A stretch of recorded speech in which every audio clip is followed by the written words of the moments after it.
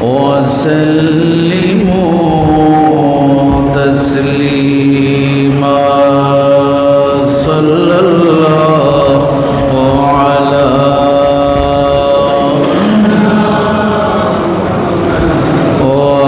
آله وسلم صلى الله على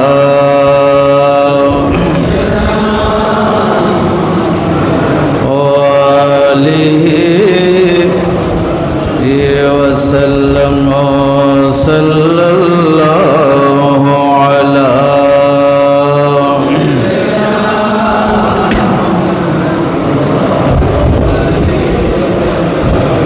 وسلم اللهم صل على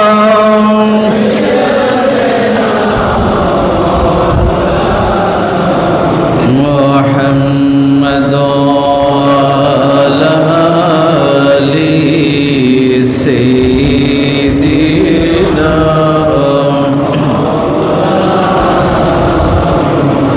कब्र में लहराएंगे ताम हशर शश में नूर के जलवा फरमा होगी जब तलअत रसूलुल्लाह की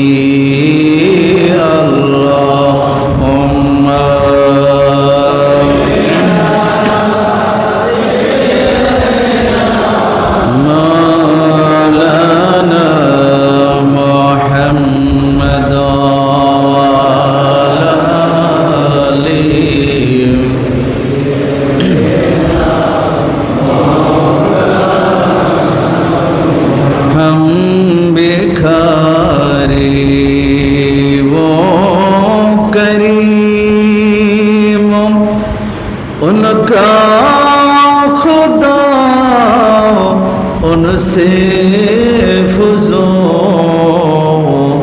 और ना कहना नहीं आदत रसूलुल्लाह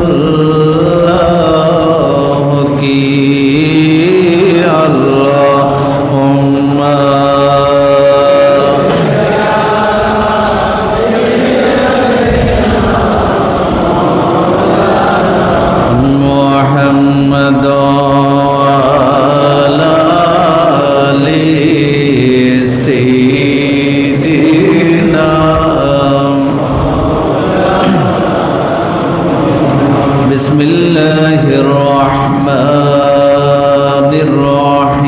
बिस्मिल्लाहिर्रहमानिर्रहीम वमल हयातुद दुनिया इल्ला मताउल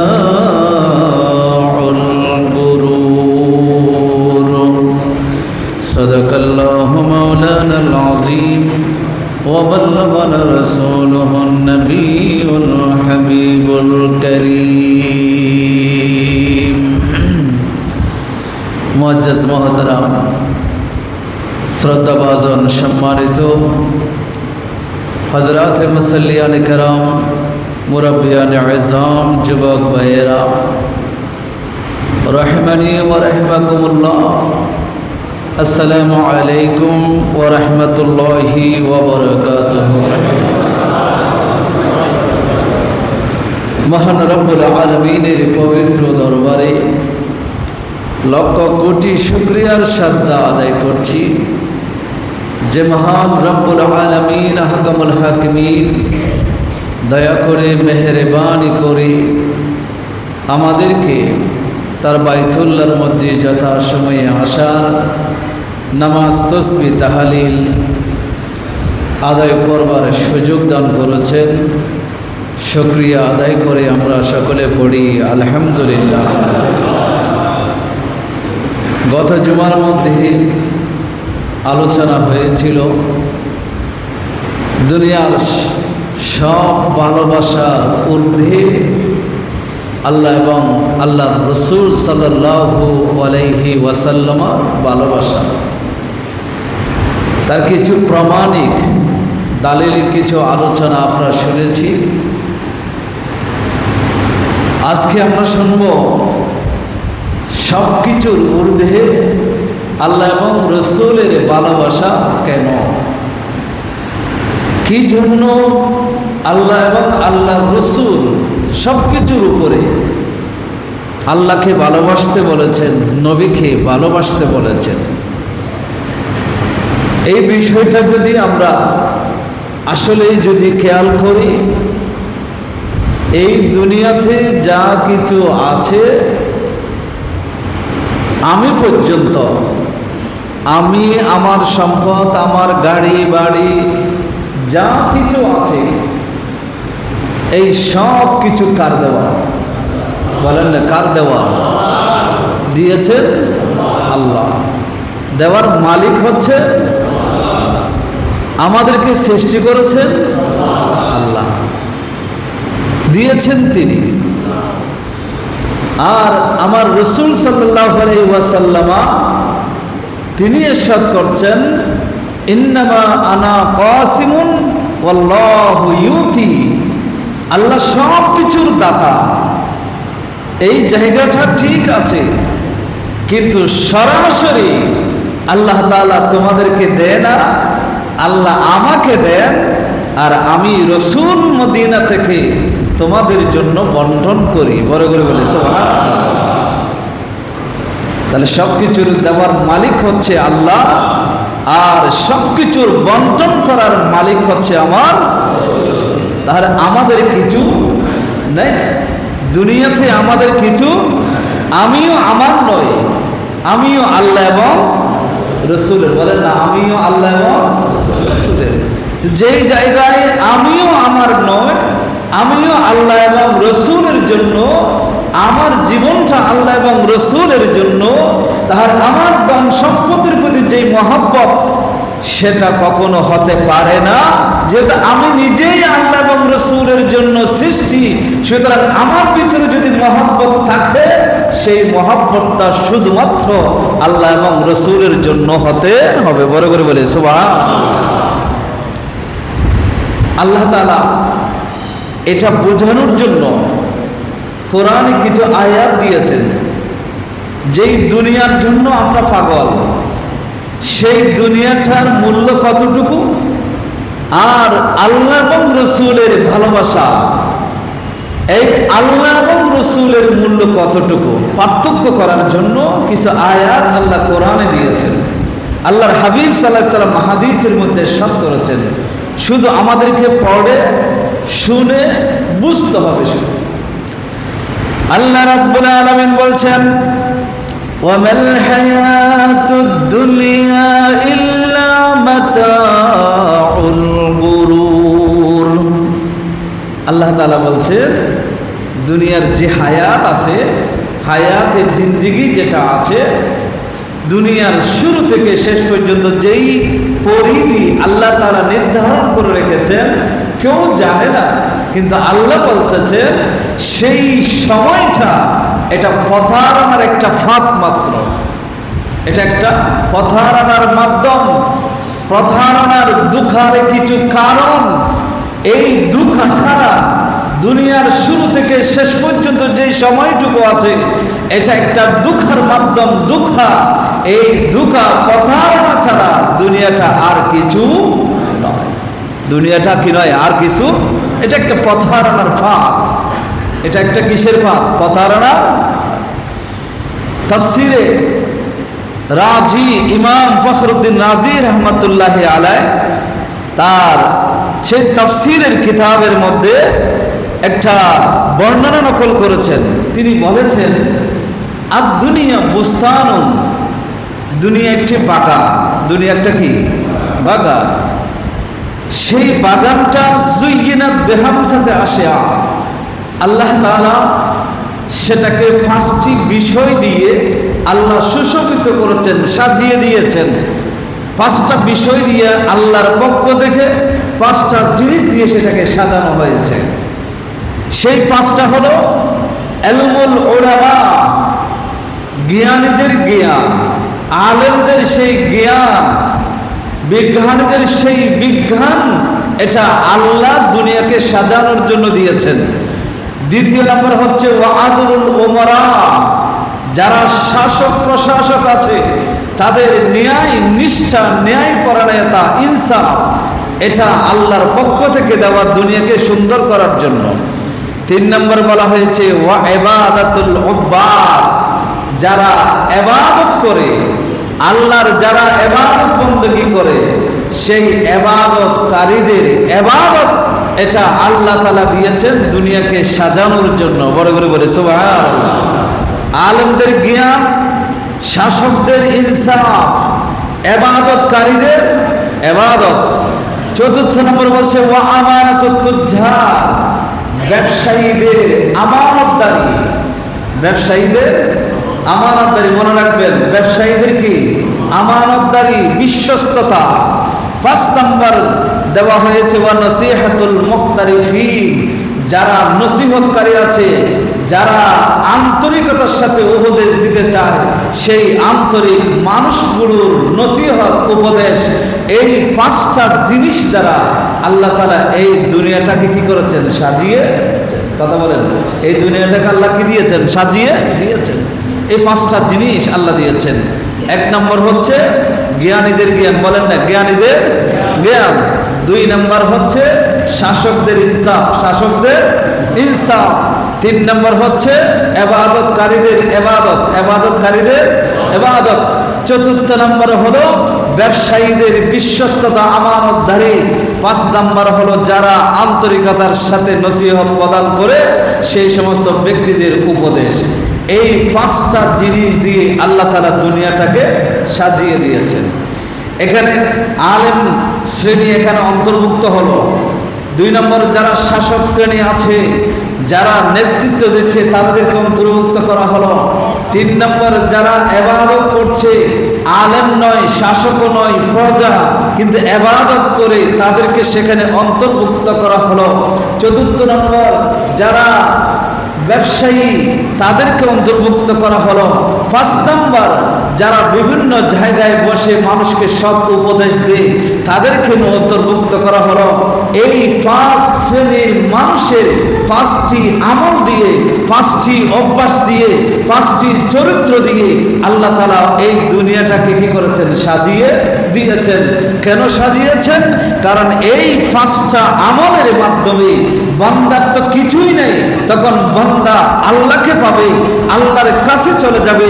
বান্দা আল্লাহর কাছে যখন চলে যাবে, তখন বান্দা যেটা বলবে আল্লাহ সেটা গ্রহণ করবে, বান্দা যেটা চাইবে আল্লাহ সেটা দান করবে। সর্বোপরি মৃত্যুর পরে বান্দাকে আল্লাহ জান্নাত দান করবে। বড় করে বলে সুবহানাল্লাহ। এখানে একটা ফেস লাগাই দিল। এই পাঁচটা জিনিস দুনিয়াতে সুন্দর করার জন্য, দুনিয়াতে একটা সিস্টেম করার জন্য আল্লাহ তাআলার পক্ষ থেকে দেওয়া হলো। কিন্তু ইবলিস সে আর পাঁচটা জিনিস নিয়ে এসে এই পাঁচটার সাথে যুক্ত করে দিল। বড় করে বলি নাউযুবিল্লাহ। এক নম্বরে ইবলিস নিয়ে আসলো কি? সেই জিনিসটা হলো হাসাদ। এক নম্বর হলো হাসাদ, হিংসা। ইবলিস হিংসা, বিদ্বেষ, সেটাকে এনে এলমের জ্ঞানের পাশে রাখলো। জ্ঞানের পাশাপাশি সে হিংসাকে রোপণ করে দিল, হিংসাকে দাঁড় করাই দিল।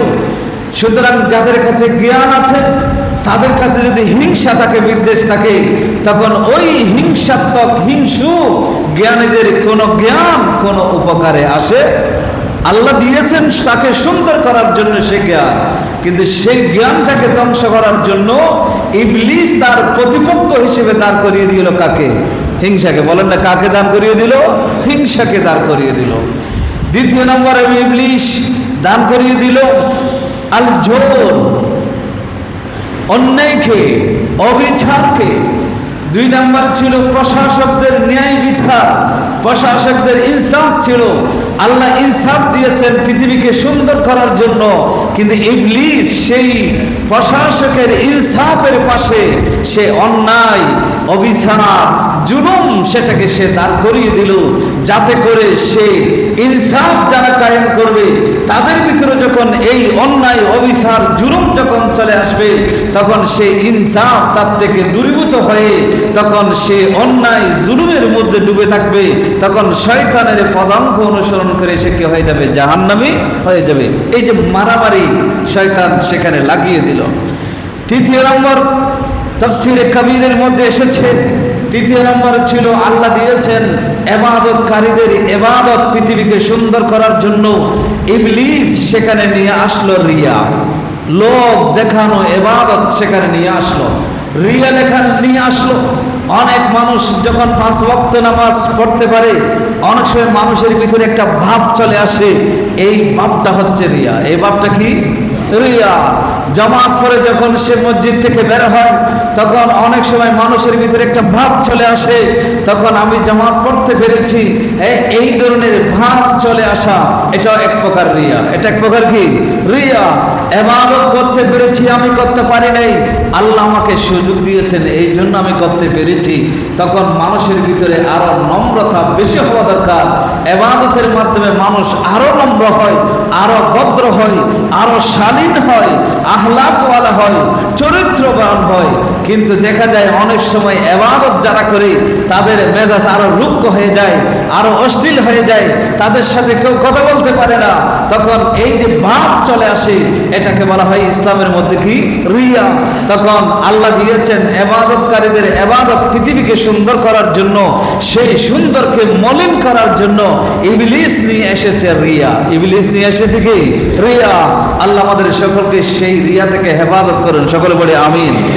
এরপরে চতুর্থ নম্বর আল্লাহ তাআলা আমাদেরকে দিয়েছেন কি? ব্যবসায়ীদের আমানতদারি, ব্যবসায়ীদের বিশ্বস্ততা, সেটা আল্লাহ আমাদেরকে দিয়েছেন পৃথিবীকে সুন্দর করে পরিচালনা করবার জন্য।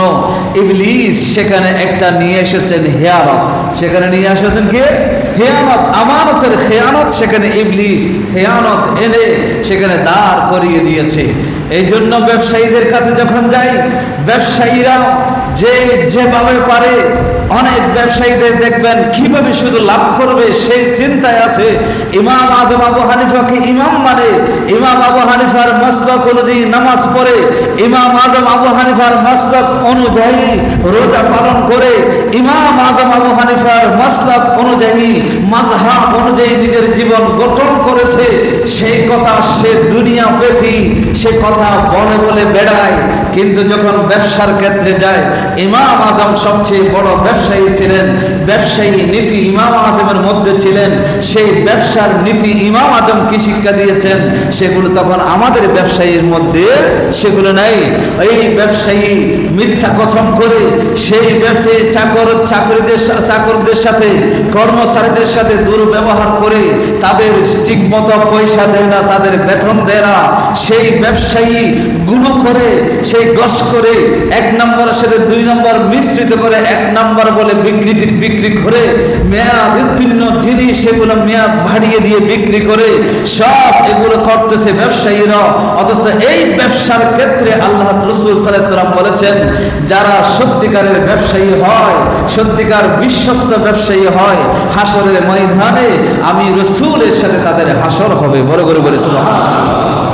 আল্লাহ তাআলা ব্যবসায়ীদের সেই বিশ্বস্ততা দুনিয়াকে সুন্দর করার জন্য দিয়েছেন, আর ইবলিস সেই ব্যবসায়ীর বিশ্বস্ততার পাশে সেই খেয়ানতকে দাঁড় করিয়ে দিয়েছেন। পৃথিবী যেন বিশৃঙ্খলা সৃষ্টি হয়। যখনই কোন ব্যবসায়ীর মাথায় যখন খেয়ানতের কথা আসে, খেয়ানতের চিন্তা আসে, আপনি যদি ব্যবসায়ী হন আপনাকে খেয়াল করতে হবে, আল্লাহ দিয়েছেন বিশ্বস্ততার সাথে ব্যবসা করার বিধান আল্লাহ দিয়েছেন। আল্লাহ এটাকে দুনিয়াকে সুন্দর করার জন্য দিয়েছেন। কিন্তু যখন হেয়ানতের কথা আপনার ভিতরে আসলো, ভালোটাকে উপরে দিয়ে খারাপটাকে নিচের দিকে দিয়ে মানুষকে সাথে প্রতারণা করার খেয়াল যখন আপনার মাথায় আসবে, তখন আপনি বুঝে নিতে পারেন ওই শয়তানের দেওয়া খেয়ানত আপনার মাথায় ঢুকে গেছে, আপনি শয়তানের বন্ধু হয়ে গেছেন, আল্লাহর বন্ধু এখনো হতে পারেন। এই জন্য 5 নম্বরে যেটা আল্লাহ তাআলা দিয়েছেন, সব উপদেশদাতাদের সুন্দর উপদেশ, সেই কথা দিয়েছেন। ইবলিস সেখানে নিয়ে এসেছে কি আল গাসসু ফারাকাযাহু বিজাম্মিন নাসিহা, এক প্রকার দুঃখা, কথার মধ্যে দুঃখা, নসিহতের মাধ্যমে দুঃখা, কথার মধ্যে হাদিসকে জাল হাদিস বলে মানুষকে বিভ্রান্ত করা, কোরআনকে কোরআন নয় বলে মানুষকে বিভ্রান্ত করা, মানুষকে উল্টা পাল্টা ফতোয়া দিয়ে মানুষকে বিভ্রান্ত করা, সেই ধরনের নসিহত, সেই ধরনের কথাবার্তাগুলো ওই সব উপদেশের পাশে ইবলিস দাঁড় করিয়ে দিয়েছে। এই 5টা জিনিস যেগুলো আল্লাহ তাআলা আমাদের উপকারের জন্য, দুনিয়ার সৌন্দর্যের জন্য দিয়েছেন, সেই 5টার পাশাপাশি ইবলিস আরো 5টা খারাপ করার জন্য দিয়েছেন। সুতরাং সবগুলো এক জায়গায় হয়ে যাওয়ার কারণে দুনিয়াতে আজকে তো বিশৃঙ্খলা। শয়তানের যেই 5টা সেগুলো বাদ দিয়ে আল্লাহর দেওয়া 5টা বিধান অনুযায়ী যদি আমরা চলতে পারি, তাহলে দুনিয়া কি হয়ে যাবে? সুন্দর হয়ে যাবে। আল্লাহ আমাদের সকলকে তৌফিক দান করুন, সকলে বলে আমিন। সম্মানিত উপস্থিতি, কথা অনেক, আমি যে কথা বলতে চাচ্ছিলাম, তাহলে দুনিয়া এটা পথারানোর একটি স্থান, মাতাউল গুরুর, পথারানোর জায়গা হলো দুনিয়া, পথারানোর জায়গা। এটা আল্লাহর হাবিব সাল্লাল্লাহু আলাইহি ওয়াসাল্লাম হাদিসও বলেছেন, আল্লাহ তাআলা কোরআনও বলেছেন, মাতাউল গুরুর বলেছেন। সুতরাং আর প্রতারণা নাই, সেটা হচ্ছে আল্লাহ এবং রসুলের কাছে। আল্লাহ এবং রসুলের কাছে কোনো কি নাই? প্রতারণা। কোন মানুষ পুরো আল্লাহ রসুলের 63 বছর জিন্দগিতে, আল্লাহ এবং রসুলের জীবনে কেউ বলতে পারে নাই আমার রসুল একটা মিথ্যা কথা বলেছেন। বলতে পারবে? বলেন না, বলতে পারবে? কেউ বলতে পারবে না। আল্লাহ রসুলের জীবনে যে কথাগুলো বলেছেন সেগুলো মিথ্যা ছিল, বানোয়াট ছিল, প্রতারণা ছিল। এই ধরনের কোন ব্যক্তি এই পর্যন্ত বলতে পারে নাই, কিয়ামত পর্যন্ত বলতে পারবে। আল্লাহর দেওয়া কোরআন, সেই কোরআনের ভিতরে কেউ মিথ্যা ধরতে পারে নাই, কিয়ামত পর্যন্ত ধরতে পারবে। সুতরাং প্রতারণা নাই আল্লাহ এবং রসুলের কাছে। আর দুনিয়াতে যা আছে সবগুলোতে কি আছে? প্রতারণা আছে। এই জন্য যেখানে প্রতারণা নাই সেটাই হচ্ছে আসল, আর যেখানে প্রতারণা আছে সেটা হচ্ছে নকল। এই জন্য আল্লাহ এবং আল্লাহ রসুল বলে দিয়েছেন, তোমরা যেগুলোতে প্রতারণা আছে সেগুলোকে ভালোবেসো না, যেগুলোতে প্রতারণা নাই, যেগুলো আসল সেগুলোকে তোমরা কি করো? ভালোবাসো। বড় করে বলি সুবহানাল্লাহ। আল্লাহ তাআলা আরো বলেছেন, ওয়ামাল হায়াতুদ দুনিয়া ইল্লা লাইবুন ওয়া লাহবুন ওয়ালাদ-দারুল আখিরাতু খায়রুল লিল্লাযিনা ইয়াত্তাকুনা আফালা তা'কিলুন। আল্লাহ তাআলা বলেন, হে আমার ইমানদার বান্দারা শোনো, ওয়ামাল হায়াতুদ দুনিয়া, দুনিয়া কিছুই নয়, ইল্লা লাইবুন ওয়া লাহবুন, শুধু খেল তামাশা, খেল তামাশা। লাইবুন, লাহবুন খেলা, খেলাধুলা, এটা সামান্য খেলাধুলা তামাশা ছাড়া দুনিয়া আর কিছুই, এটা কোনো মূল্য নেই। খেল তামাশা ছাড়া কিছুই নয়। ওয়ালাদ-দারুল আখিরাতু খায়রুন, আর আখিরাত হচ্ছে, পরকাল হচ্ছে তোমাদের জন্য অধিক কল্যাণকর। লিল্লাযিনা ইয়াত্তাকুন, যারা মুত্তাকি হয়েছে তাদের জন্য আখিরাত হলো কল্যাণকর, তাদের জন্য দুনিয়া কিছুই নয়। সেই আখিরাত বিচার দিবসের মালিককে, কথা বলেন না, বিচার দিবসের মালিককে, মালিক ইয়াউমিদ্দিন, ইয়াউমুল হিসাব, হিসাবের মালিক, বিচারের মালিক, জান্নাত জাহান্নাম দেওয়ার মালিক, সেই মালিক হচ্ছেন আমার। সুপারিশ করবেন কে? রসুল। সুপারিশ করবেন কে? রসুল। আর কেউ করতে পারবে না, কোন নবী করতে পারবে? আমার রসুল করতে পারবেন।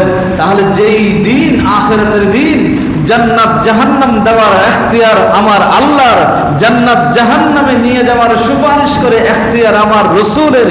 আর দুনিয়াতে আখিরাতে কারো শক্তি নেই, কেউ সুপারিশ করবে, কেউ জান্নাত জাহান্নাম দিবে, সেই শক্তি কারো থাকবে না। তো যেই জিনিসের কোনো শক্তিই নেই তাদের পূজা না করে তাদেরকে ভালো না বেশি বরং তাদেরকে ভালোবাসো যারা তোমাকে চাইলে জান্নাত দিতে পারে, যারা তোমাকে চাইলে জাহান্নামও দিতে পারে, যারা চাইলে জান্নাতের জন্য সুপারিশ করতে পারে, যারা চাইলে তোমাকে জাহান্নামের জন্য কি করতে পারে, সুপারিশ করতে পারে। সেই রসুল, সেই আল্লাহর পক্ষে কথা বলো। আল্লাহ এবং রসুলকে তোমরা মহব্বত করো, আল্লাহ এবং রসুলকে কি করো, ভালোবাসো। বড় করে বলে সুবহানাল্লাহ। দুনিয়া কিছুই নয়। হাদিসে পাকের মধ্যে আয়াত অনেকগুলো আছে। আল্লাহ তাআলা বলেছেন কুল্লু মান আলাইহা ফান ওয়া ইয়াবকা ওয়াজহু রাব্বিকা যুল জালালি ওয়াল ইকরাম। এই যে আমাদের জীবনে পৃথিবীতে যা আছে সবগুলো কি হয়ে যাবে? বলেন না, ধ্বংস হয়ে যাবে। কি হয়ে যাবে? ধ্বংস হয়ে যাবে। কেউ থাকবে এখানে? থাকবে না। এই যে মসজিদ, দালান, গোটা এগুলো থাকবে? এক সময় গিয়ে সেটা থাকবে না। এই পৃথিবী থাকবে না। পৃথিবী তুলার মতো, ধুলি কণার মতো ধ্বংস হয়ে তুলার মতো আকাশে উঠতে থাকবে। আকাশে উঠতে থাকবে। কিয়ামত যখন শুরু হয়ে যাবে, বিশাল বিশাল পাথর সেগুলো বাতাসের মধ্যে তুলার মতো আকাশে উঠতে থাকবে, বাতাসে উঠতে থাকবে। কিছুই থাকবে না। সামান্য গত সপ্তাহের মধ্যে ফিলিপাইনের মধ্যে 8 কত মাত্রায় একটা ভূমিকম্প হয়েছে। কি যে অবস্থা হয়েছে মানুষের, সেগুলো আপনার মিডিয়ার মাধ্যমে অনেকে দেখেছেন। এই ধরনের ভূমিকম্প নয়, ইসরাফিল যখন ফুৎকার করবে সাথে সাথে মানুষ পশ্চিম দিকে আগাতে থাকবে। এই পৃথিবীর সমস্ত পাহাড়গুলো টুকরা টুকরা হয়ে, আকাশগুলো টুকরা টুকরা হয়ে ধূলিকণার মতো উঠতে থাকবে। দিক বেদিক মানুষ ছুটাছুটি করবে। কেউ থাকবে যে ধারে মোষ, মাথা অর্ধেক চুল কেটেছে। ওই অবস্থার মধ্যে কিয়ামত শুরু হয়ে যাবে, চুল বাকিটা কাটার সুযোগ পাবে না।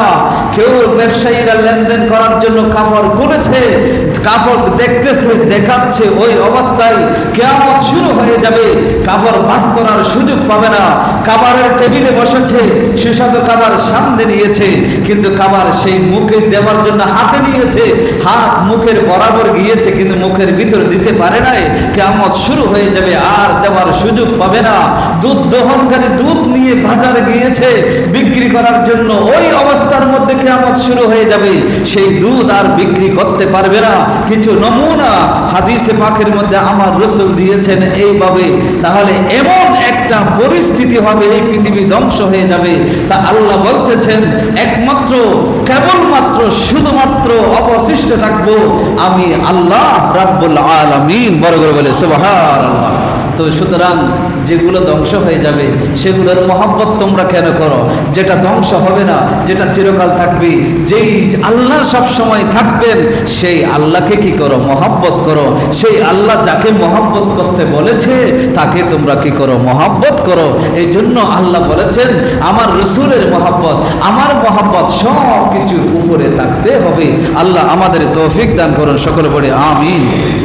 হাদিসে পাকের মধ্যে বলেছেন দুনিয়া আদ-দুনিয়া মালউনাতুন মালউনুম মা ফিহা। দুনিয়া নিজে অভিশপ্ত এবং দুনিয়াতে যা কিছু আছে সবগুলো অভিশপ্ত। চিন্তা করে দেখেন, দুনিয়া পুরোটা অভিশপ্ত। কিছু জায়গা আছে, যারা হজ করতে গিয়েছেন তারা জানেন, কিছু জায়গা আছে, আরফাতের ময়দানে একটা জায়গা আছে যেখানে হাজিদেরকে দাঁড়িয়ে থাকতে দেওয়া হয় না। সেই জায়গার এক সময় কোন একটা কওমের উপর আযাব নাজিল হয়েছিল, এই জন্য সেই জায়গায় দাঁড়াতে নিষেধ করা হয়, কারণ এটা আযাবের জায়গা। সাফা এবং মারওয়ার মাঝখানে সাই করার সময় মাঝখানে একটা জায়গা আছে যেখানে গেলে দৌড়াতে হয়। এমনি জায়গার মধ্যে স্বাভাবিক হাঁটবেন, কিন্তু ওই জায়গায় বরাবর গেলে লাল লাইট জ্বলে সম্ভবত সেখানে, সেই জায়গায় গিয়ে দৌড়াতে হয়, কারণ ওই জায়গাটা ছিল আযাবের জায়গা। এভাবে কিছু জায়গা আছে যেগুলো আযাবের জায়গা। অনেক সময় আপনার কোনো আত্মীয় স্বজন কোন একটা রাস্তায় যেই জায়গায় অ্যাক্সিডেন্ট হয়েছে, মারা গিয়েছে, আপনারা অনেক সময় সেই জায়গাটায় দেখলে আপনারা নিজের ভয়ে আঁতকে ওঠেন, কারণ সেই জায়গা আপনার পরিবারের জন্য আযাবের জায়গা হিসেবে আপনি মেনে নিয়েছেন। এই ধরনের কিছু আযাবের কি আছে? জায়গা আছে। কিন্তু আল্লাহর হাবিব সাল্লাল্লাহু আলাইহি ওয়াসাল্লাম বলতেছে পুরো দুনিয়াটা হচ্ছে এই অভিশপ্ত জায়গা। পুরো দুনিয়াটা কি? অভিশপ্ত জায়গা। তা আমরা যে আছি, আমরা যারা নামাজ পড়ি, আমরা যারা ইবাদত করি, আমরা যারা জিকির করি, তাহলে আমাদের কি অবস্থা হবে? এটা আল্লাহর হাবিব সাল্লাল্লাহু আলাইহি ওয়াসাল্লাম বলেছেন, ইল্লা মা কানা ফিহা মিন যিকরিল্লাহ, তবে যেই জায়গাগুলোর মধ্যে দুনিয়াতে আল্লাহর জিকির আছে সেই জায়গাটা অভিশপ্ত নয়। যেখানে আল্লাহর জিকির চলে সেটা অভিশপ্ত নয়, যেখানে আল্লাহর জিকির চলে না সেই পুরা জায়গাটাই হলো অভিশপ্ত। সেটা কি অভিশপ্ত? বা আরো যদি সেখানে যদি অবৈধ কাজ চলে, সেখানে যদি মাদকের ব্যবসা চলে, সেখানে যদি দেহ ব্যবসা চলে, সেখানে যদি অবৈধ লেনদেন হয়, সুদ ঘুষের ব্যবসা চলে, পুরা দুনিয়াটা এমন অভিশপ্ত। যেগুলো যেখানে আল্লাহর জিকির হয় সেই জায়গাটা ছাড়া, সেই অভিশপ্ত জায়গার মধ্যে যদি কোনো ঘরে, বদ্ধ ঘরে, অন্ধকার ঘরে, টেবিলের নিচে, পর্দার আড়ালে সেখানে যদি দেহ ব্যবসা চলে, জানা ব্যভিচার চলে, মাদকের ব্যবসা চলে, সেখানে যদি অবৈধ ব্যবসা চলে, সুদ কুদের ব্যবসা চলে, তাহলে সেই জায়গাটা অভিশপ্তের উপরে অভিশপ্ত। সেই জায়গাটা হচ্ছে যে কোনো মুহূর্তে আল্লাহর কি আসতে পারে? আযাব আসতে পারে। ওই জায়গাটার জন্য আল্লাহর আযাব আসার দরজাটা উন্মুক্ত হয়ে যায়। যে কোনো মুহূর্তে আযাব আসার রাস্তা কি হয়ে যায়? ক্লিয়ার হয়ে যায়। আল্লাহর হাবিব সাল্লাল্লাহু আলাইহি ওয়াসাল্লাম বলেছেন, ইল্লা মিন যিকরিল্লাহ, যেই জায়গায় আল্লাহর জিকির হয়, আও আদ্দা ইলা যিকরিল্লাহ, অথবা যেখানে আল্লাহর জিকির আদায় করা হয়, ওয়াল আলিম ওয়াল মুতাআল্লিমু শারিকান ফিল আজরে, আর যারা জ্ঞান শিক্ষা দেয় এবং যারা জ্ঞান শিক্ষা গ্রহণ করে, শুধু কান দিয়ে শুনলাম বের হয়ে গেল সেটা নয়, জ্ঞান শুনে, উলামায়ে কেরামের বক্তব্য শুনে, যারা নিজেরা শুনে এবং আমল করার চেষ্টা করে, সেই সমস্ত মুতাআল্লিম যারা হয়, সেই মানুষগুলো কখনো অভিশপ্ত হতে পারে। আল্লাহ রাসূল স্পেশাল করে দিয়েছেন, যারা আলেম তারা অভিশপ্ত নয়, যারা জিকির করে তারা অভিশপ্ত নয়, যেই জায়গায় জিকির হয় সেটা অভিশপ্ত নয়, যারা জিকির শুনে, নসিহত শুনে, ওয়াজ শুনে আমল করে তারাও কি নয়? অভিশপ্ত নয়। আল্লাহ রাসূল সাল্লাল্লাহু আলাইহি ওয়াসাল্লাম সেটা বলেছেন। এবং সমস্ত কল্যাণ যারা জ্ঞান দান করে এবং যারা জ্ঞান আহরণ করে, যারা নসিহত প্রদান করে, যারা নসিহত শুনে, তাদের জন্য সমস্ত কল্যাণ আল্লাহ বরাদ্দ রেখে দিয়েছেন। বড় করে বলে সুবহানাল্লাহ। আমি যে কথা বলতে চাচ্ছিলাম, এই দুনিয়াটা হচ্ছে কি অভিশপ্ত। দুনিয়াটা কি অভিশপ্ত। আল্লাহ এবং আল্লাহর রসুলের ব্যাপারে এই ধরনের কথা কল্পনাও করা যাবে? কথা বলে না যাবে? যাবে না। তো যেই জিনিসটা অভিশপ্ত, আল্লাহ বলতেছেন দুনিয়ার ধন সম্পদ সবকিছু তোমাদের জন্য অভিশপ্ত, সুতরাং এই অভিশপ্ত সেটাকে ভালো না বেশি তোমরা আমি আল্লাহ এবং আমার হাবিবকে তোমরা কি করো? ভালোবাসো। বড় করে বলি সুবহানাল্লাহ। আমার কথাগুলো আপনারা বুঝতেছেন? সুতরাং দুনিয়া ধ্বংসশীল, দুনিয়া অভিশপ্ত, দুনিয়া হচ্ছে প্রতারণার পাপ, দুনিয়া এটা ক্ষণস্থায়ী, এটা ধ্বংস হয়ে যাবে। আল্লাহ বলতেছেন এই ক্ষণস্থায়ী প্রতারণার পাপ ধ্বংস হয়ে যাওয়া, এই অভিশপ্ত দুনিয়াকে ভালো না বেশে আল্লাহ এবং রসুলকে ভালোবাসো, তাহলে তোমার দুনিয়াও কামিয়াব হবে, তোমার কবর জগৎ আলোকিত হয়ে যাবে, তোমার জান্নাত অবধারিত হবে, সর্বোপরি আল্লাহ এবং রসুল তোমার উপর সন্তুষ্ট হয়ে যাবে। বড় করে বলে সুবহানাল্লাহ। আল্লাহ পাক রব্বুল আলামিন কোরআনুল কারীমের মধ্যে আয়াত দিয়েছেন। আল্লাহ বলেছেন, দেখেন, জুইয়িনা লিন-নাস হুব্বুশ শাহাওয়াত মিনান নিসা ওয়াল বানিন ওয়াল কানাতিরিল মুকান্তারা মিনাজ যাহাবি ওয়াল ফিদ্দা ওয়াল খাইলিল মুসাওয়ামা ওয়াল আনআম ওয়াল হারস যালিকা মাতাউল হায়াতিদ দুনিয়া ওয়াল্লাহু ইনদাহু হুসনুল মাআব। আল্লাহ বলতেছেন, বন্ধুরা আমার, মা ও আমার বান্দারা শুনো, আল্লাহ বলতেছেন তোমাদের জন্য দুনিয়াতে আমি তোমাদের জন্য তোমাদের চোখে সুন্দর করে সাজিয়ে দিয়েছি। তোমার দুই চোখে দেখলে তোমাকে তোমার ভালো লাগবে, তোমার কাছে আকর্ষণীয় করে দিলাম, সুশোভিত করে দিলাম। সেটা হচ্ছে কি? স্ত্রীর ভালোবাসা, স্ত্রীর প্রতি আকর্ষণ, ওয়াল বানিন, সন্তানের প্রতি আকর্ষণ, ওয়াল কানাতিরিল মুকান্তারা মিনাজ যাহাবি ওয়াল ফিদ্দা, স্বর্ণ এবং রূপা, সেই গচ্ছিত সম্পদের প্রতি তোমাদের আকর্ষণ তৈরি করে দিলাম। সাথে সাথে ওয়াল খাইলিল মুসাওয়ামা, চিহ্নিত অশ্ব ঘোড়া তথা সুন্দর গাড়ি, সেগুলোর প্রতি তোমাদেরকে আমি আকর্ষিত করে দিলাম, তোমাদের মধ্যে সেটা সৃষ্টি করে দিলাম। ওয়াল আনআম, চতুষ্পদ জন্তুর প্রতি তোমাদের মধ্যে আকর্ষণ সৃষ্টি করে দিলাম। ওয়াল হার্স, ক্ষেত খামারের প্রতি তোমাদের মধ্যে আকর্ষণ সৃষ্টি করে দিলাম। তবে মনে রেখো, যালিকা মাতাউল হায়াতিদ দুনিয়া, এগুলো কিছুই আখিরাতের জন্য নয়, সেগুলো সবগুলো হচ্ছে দুনিয়ার সরু সামান মাত্র। আর ওয়াল্লাহু ইনদাহু হুসনুল মাআব, আর আল্লাহর কাছে যেটা আছে সেটাই হচ্ছে সর্বোত্তম তোমাদের প্রত্যাবর্তনের স্থান, সর্বোত্তম জাযা, সর্বোত্তম প্রতিদান আল্লাহর কাছেই রয়েছে। বড় করে বলি সুবহানাল্লাহ। সুতরাং যা ভালো সেটা কার কাছে আছে? আল্লাহর কাছে আছে। দুনিয়াতে যেগুলো আমাদের চোখে সুন্দর, এগুলো আল্লাহ বলতেছেন তোমাদের চোখে আমি সুন্দর করে দাঁড় করিয়ে দিয়েছি, এগুলো তোমাদের জন্য কিছুই নয়, এগুলো দুনিয়াবি সামান মাত্র, পথহারানোর আশ্রয়স্থল মাত্র, কিন্তু এগুলো তোমাদের জন্য কিছুই নয়। তোমাদের জন্য আমি যেটা রেখেছি সেটা হচ্ছে পরকালে, আমি যেটা রেখেছি সেটা উত্তম প্রতিদান। তোমাদেরকে আমি কিয়ামতের ময়দানে হিসাব নিকাশের পরে আমি আল্লাহ নিজ কুদরতি হাতে দান করব। বড় করে বলে সুবহানাল্লাহ। এই জন্য আল্লাহ আল্লাহ রসুলকে সবচাইতে বেশি কি করতে হবে? ভালোবাসতে হবে। আল্লাহ আল্লাহ রসুলের সেই কথাগুলোকে প্রাধান্য দিতে হবে। আল্লাহ আল্লাহ রসুলের কথা যেখানে আসবে সেখানে দুনিয়ার কোনো বাবার কথা, কোনো ফিরের কথা, কোনো নেতার কথা, কোনো ইমামের কথা সেখানে মানা যাবে। কথা ক্লিয়ার হয়েছে আপনাদেরকে? সেখানে কোনো কথা মানা যাবে? আমার বাবা ওসিয়ত করে গেছে, সেটা যদি কোরআন সুন্নাহ বিরোধী হয় সেটা মানা যাবে? আল্লাহ আমাদের সকলকে বুঝার তৌফিক দান করে। সকলে বলি আমিন। এই দুনিয়াটা আমাদের কাছে কত মূল্য, এই দুনিয়ার জন্য আমরা জান দিয়ে ফেলতেছি। যৌবনকাল নামাজ পড়ি নাই, রোজা রাখি নাই, যৌবনকালে আমি দুনিয়া কামাই করার জন্য, রব যখন ছিল, আমার শক্তি যখন ছিল দুনিয়া অর্জন করার জন্য, পুরা শক্তি দুনিয়ার জন্য ব্যয় করেছি। যখন শক্তি যখন আস্তে আস্তে ক্ষয় হয়েছে, 40 বছর পার হওয়ার পরে এক একটা রোগ যখন শরীরে ধারা বাঁধতেছে, তখন সেই যৌবনকালের অর্জিত টাকাগুলো আমরা সেই বার্ধক্যকালে ওষুধের পেছনে, ডাক্তারের পেছনে আমাদেরকে কি করতে হয়? খরচ করতে হয়। কিন্তু আগের যুগেও মানুষ তো ডাক্তার তেমন ছিল না, ওষুধ ছিল না, কিন্তু তারও 60-70 বছর আরামে কাটিয়েছেন, ইবাদত বندگی করেছেন। আমার নানা ছিল, আমার নানা 90 বছর বয়সে মারা গিয়েছেন। যেই দিন মারা যাচ্ছেন তাই সেই দিন পর্যন্ত তিনি দেখে দেখে কোরআন শরীফ পড়তেন। তাহলে যুগের পাওয়ার কত পাওয়ার ছিল!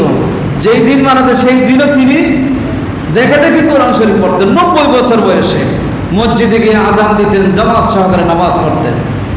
তাহলে একটু চিন্তা করে দেখেন, আগের যুগের মানুষগুলো লেখাপড়া করে নাই, মাস্টার সার্টিফিকেট ছিল না, কোনো রকম প্রাইমারি স্কুলে গিয়েছিল কিন্তু অক্ষর জ্ঞান শিখেছিল, কোনো রকম লিখতে পারত, এতটুকু জ্ঞান ছিল। সেই জ্ঞান দিয়ে তারা আল্লাহকে, রসুলকে কিভাবে রাজি করেছেন। তাদের জীবনে এই রোগ, এত কঠিন জটিল রোগগুলো তাদের জীবনে ছিল। তারা 60-70-80-90 বছর তারা হায়াত পেয়েছে। তারা সারা জীবনে আল্লাহর ইবাদত বন্দী করে গেছে। দুনিয়াতেও আরামে ছিল, টেনশন ছিল না, জায়গা জমিনের লোভ ছিল না। আখিরাতে তারা এখনো আরামে আছে, কিয়ামতের ময়দানেও তারা আরামে থাকবে, এটা আমরা বিশ্বাস করি। কিন্তু বর্তমান সময়ে প্রতারণা এত বেড়ে গেছে, দুঃখ এত বেড়ে গেছে। কে কে কিভাবে ঠকবে সেটা আমার দেখার বিষয় নয়, কে কোথায় যাচ্ছে সেটা আমার দেখার বিষয় নয়। সম্পদ আমার কাছে আসলেই হলো, টাকা আমার কাছে আসলেই হলো, শুধু এই ফন্দিটা করে মানুষ আজকে মানুষকে সর্বশান্ত করে দিচ্ছে। মানুষ আজকে সেই প্রতারণার ফাঁদে দুনিয়ার জন্য আজকে অন্যজনকে সর্বশান্ত করে দিচ্ছে। মানুষের জায়গা দখল করছে, জমির দখল করছে, মানুষকে মেরে রাস্তার মধ্যে ফেলে দিচ্ছে, জঙ্গলে ফেলে দিচ্ছে, মাটির নিচে চাপা দিচ্ছে। একদিন একটা পত্রিকার নিউজে দেখলাম যে 1 বছর পরে ওই সৎ মায়ের লাশ পুকুরের নিচ থেকে তোলা হয়েছে। সৎ ছেলেরা ছেলেরা, আগের ঘরের ছেলেরা ওই সৎ মাকে মেরে পুকুরের মধ্যে মাটি চাপা দিয়েছিল। 1 বছর পরে সেটাকে সেখান থেকে কি করা হয়েছে, তোলা হয়েছে, সবগুলো হচ্ছে সম্পদের কারণে, এই দুনিয়ার কারণে। অথচ সেই দুনিয়ার কোনো মূল্য আল্লাহর কাছে। আল্লাহর হাবিব সাল্লাল্লাহু আলাইহি সাল্লাম বলছেন যে আল্লাহ তাআলার কাছে এই যে দুনিয়া দেখতেছো, এত সম্পদ দেখতেছো, এত স্বর্ণ অলংকার দেখতেছো, যেগুলোর জন্য আজকে আমেরিকা পাগল হয়েছে, মানুষকে মারতেছে, এক দেশ আরেক দেশকে মারতেছে, এক দেশ আরেক দেশের উপর জুলুম করতেছে। এই সম্পদ সব কিছুর মূল্য যদি শুধু দুনিয়াতে যা আছে এগুলো নয়, এরকম আরো কয়েক দুনিয়া মিলেও যদি সবগুলো এক জায়গায় করা হয়, সেগুলোর মূল্য যদি আল্লাহ তাআলার কাছে একটা মাছির ডানার সমপরিমাণ হতো। একটা মাছির ডানা পাকা, একটা মাছি থেকে যখন ডানা ছুটে যায়, মাছি উঠতে পারে না, মাছির জন্য মূল্যবান, কিন্তু আমাদের জন্য সেই ডানার কোনো মূল্য, কারণ মাছের ডানা দিয়ে কোনো কিছু তৈরি করা যায় না, সেটা কোনো কাজে আসে না, সেটা খুঁজেও পাওয়া যায় না, সেটা খুঁজে পেতে আমাদের কষ্ট হয়ে যায়। সেই ছোট্ট একটা দানা, মশার একটা ডানা, এটার যতটুকু মূল্য আল্লাহ রসুল বলতেছেন, দুনিয়ার মূল্য যদি ততটুকু যদি হতো, আল্লাহ কোন কাফেরকে, কোন বেঈমানকে, কোন বেনামাজিকে, কোন অপরাধীকে আল্লাহ কখনো 1 গ্লাস পানি পর্যন্ত, 1 ডুব পানি পর্যন্ত পান করতে দিতেন না। আল্লাহর কাছে এই দুনিয়ার কোনো মূল্য, আল্লাহর কাছে মূল্য হচ্ছে আখিরাতের। এই জন্য আল্লাহ বান্দাকে বলতেছেন, বান্দা দুনিয়াতে আমি সব দিয়েছি, এই দুনিয়া থেকে তোমরা এগুলো ভোগ করো, আমি আল্লাহর ইবাদত করো, আমি আল্লাহকে ভালোবাসো, আমার নবীকে ভালোবাসো, আমার নবীর কথা মোতাবেক চলো। যদি সেভাবে চলে এখানে আসতে পারো, তাহলে তোমার আখিরাতটা কামিয়াব হয়ে যাবে, আখিরাত তোমার জন্য ধন্য হয়ে যাবে, তুমি জান্নাতের মালিক হবে, আল্লাহ এবং রসুল সন্তুষ্ট হয়ে যাবে, তখন তোমার হিসাব নিকাশ সহজ হবে, তুমি আরামে থাকতে পারবে, জাহান্নামের সেই আগুনে তোমাকে কি হতে হবে না, নিক্ষিপ্ত হতে হবে না। আল্লাহ সবাইকে কবুল করুন, সকলে বলে আমিন। আমি যে কথা বলতে চাচ্ছিলাম, দুনিয়া কিছুই নয়, এই দুনিয়ার মূল্য এটা কিছুই নয়, এটা কাফেরদের কাছে বেশি, কিন্তু কাফেরদের সেই অভ্যাসগুলো আজকে আমাদের কাছে চলে আসছে। আমরা দুনিয়ার জন্য পাগল হয়ে গেছি, দুনিয়ার জন্য সবাই পাগল হয়ে যাচ্ছে। যত বেশি পাগল হচ্ছে তত ওই কিয়ামতের দিকে ধাবিত হচ্ছে। কাফেরদের অভ্যাস চলে আসছে, শয়তান খুশিতে নাচতেছে। আপনার ভিতরে যখন হিংসা, আপনার ভিতরে হিংসা বিদ্বেষ খেয়ানত আপনার ভিতরে এগুলো যখন ঢুকাই দিতে পেরেছে, প্রতারণা ঢুকাই দিতে পেরেছে, যখন আপনি প্রতারণার আশ্রয় নেন, খেয়ানতের আশ্রয় নেন, তখন আপনি হিংসার আশ্রয় নেন, বিদ্বেষের আশ্রয় নেন, তখন শয়তান বসে বসে হাসে, বলে যে আমি সফল হয়েছি, আমি আল্লাহর বান্দাদেরকে আল্লাহর রাস্তা থেকে সরিয়ে দিতে পেরেছি। তখন শয়তান হাসে, আপনিও হাসেন, কিন্তু কিয়ামতের ময়দানে গিয়ে শয়তানও খাটবে, আপনাকেও খাটতে। আল্লাহ আমাদেরকে হেফাজত করুন, সকলে পড়ে আমিন। ওয়া আখিরি দাওয়ানা আনিল হামদুলিল্লাহি রাব্বিল আলামিন। সকলে দাঁড়িয়ে